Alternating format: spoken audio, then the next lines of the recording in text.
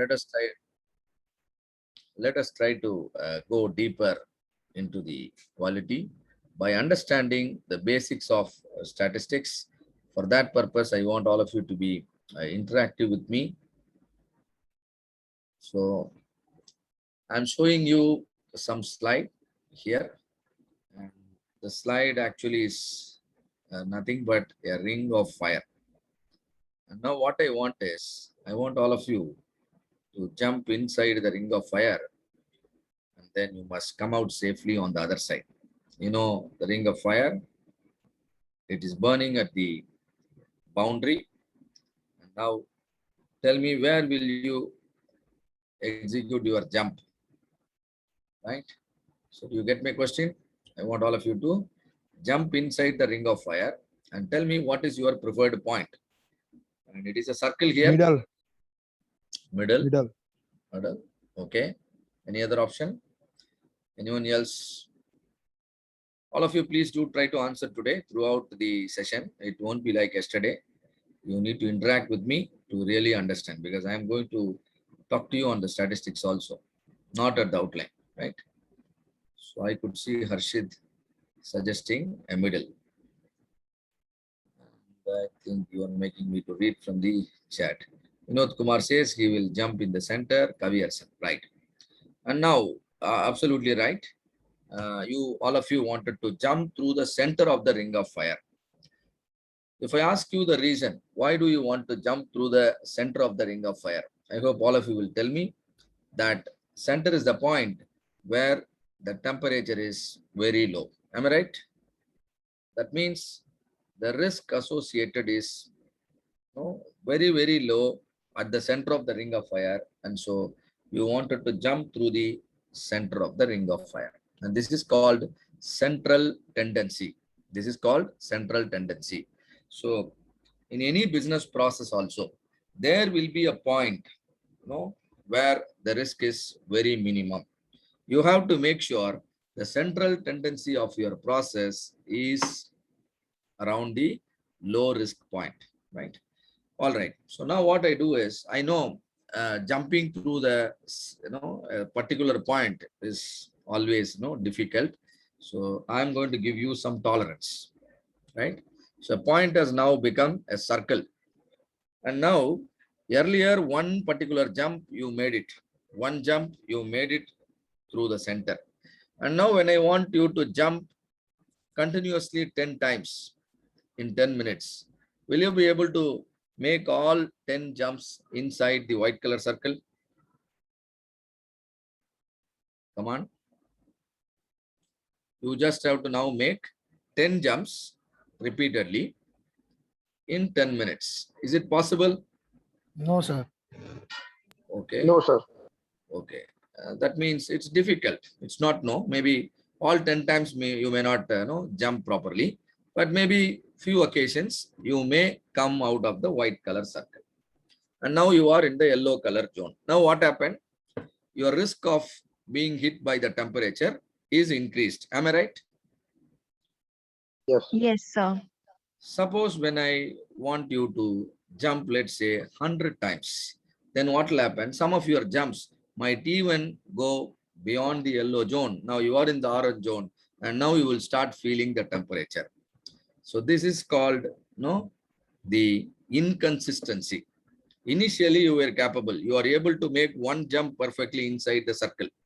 And 10 jumps somehow you managed, only few jumps you came out.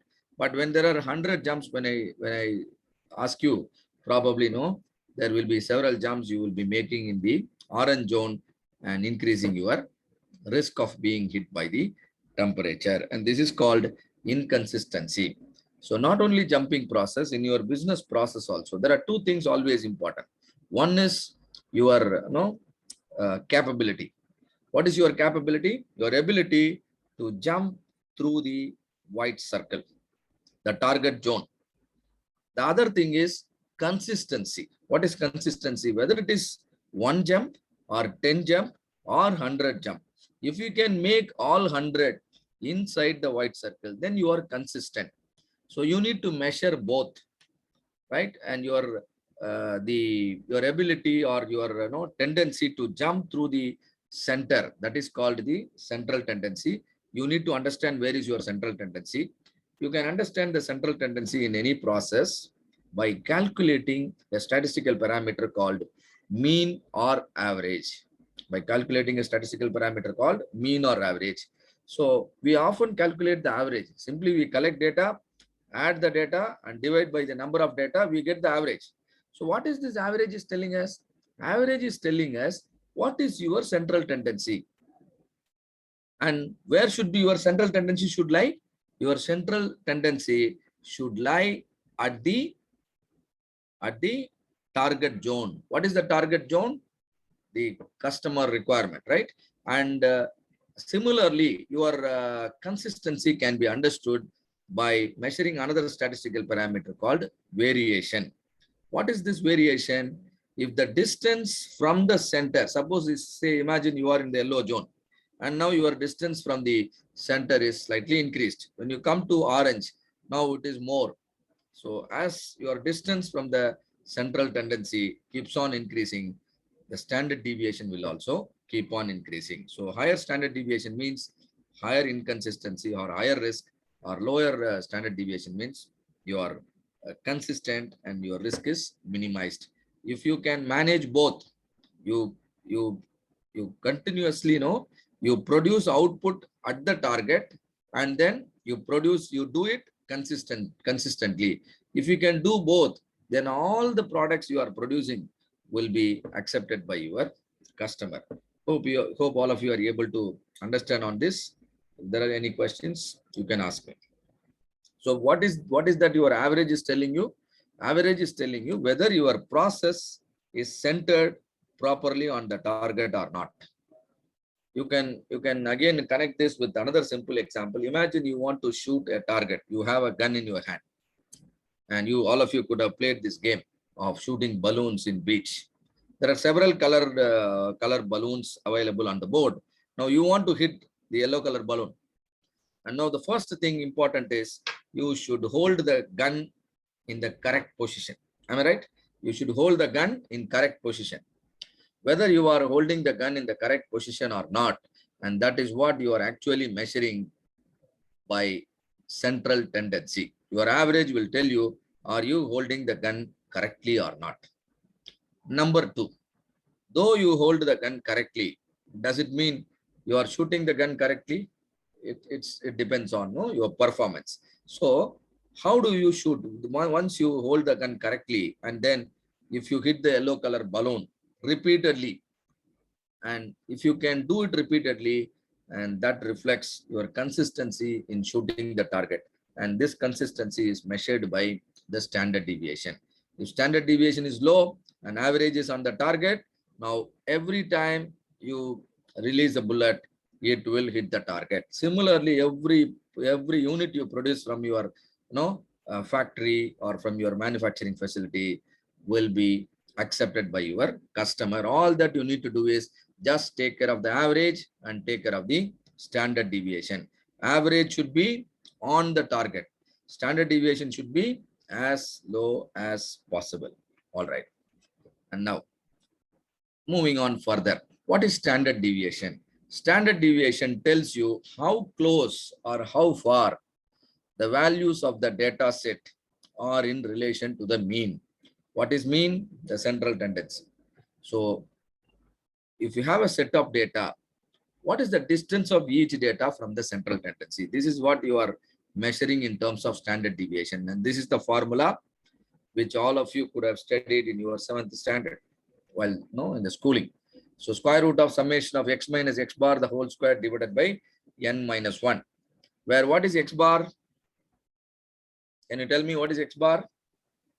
Average. Yeah, averages of data. Very good. Average of data.